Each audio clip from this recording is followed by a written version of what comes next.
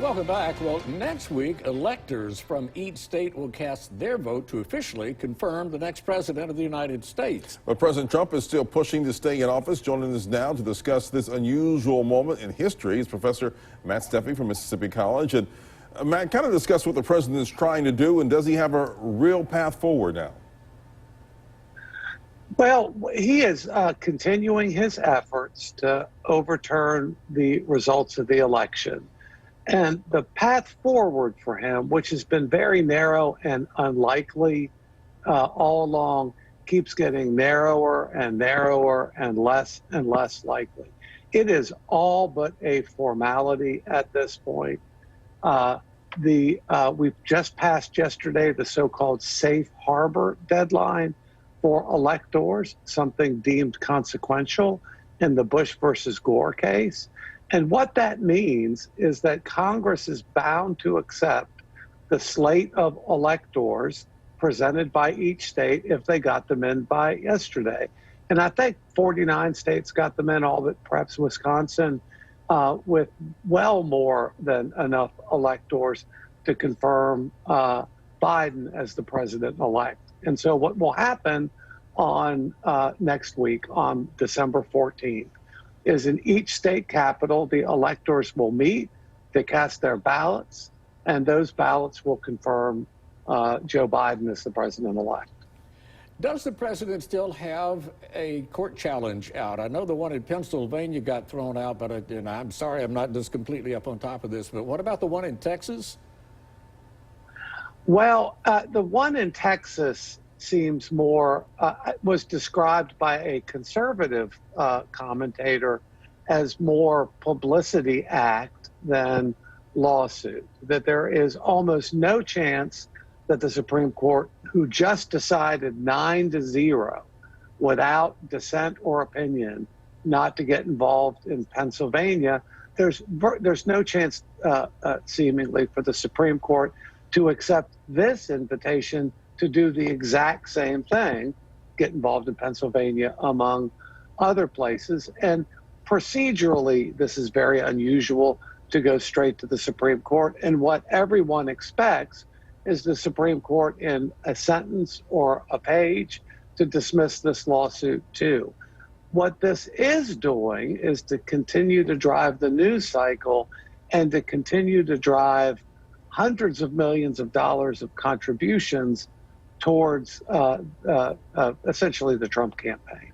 And one wonders if all of the lawsuits essentially have been unsuccessful in court, but have been very successful as publicity and fundraising tools.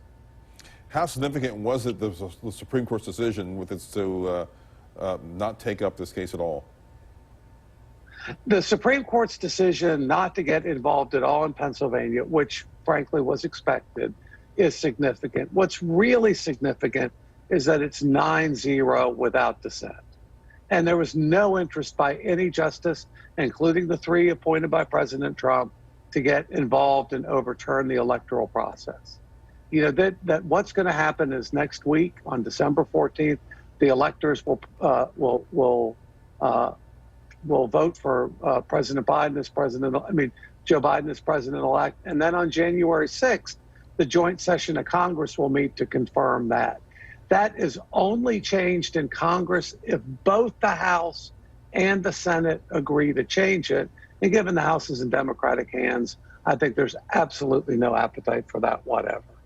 Man, not in a single state. You mentioned a while ago the Bush Gore campaign. It seemed to me like that drug on into January, did it not?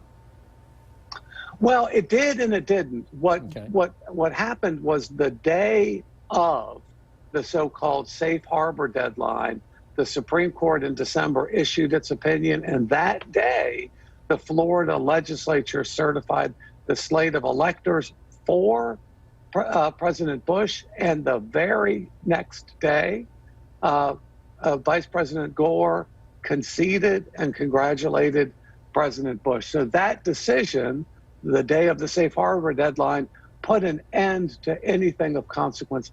There may have been mopping up and arguments and media coverage, but there was nothing legally significant after that.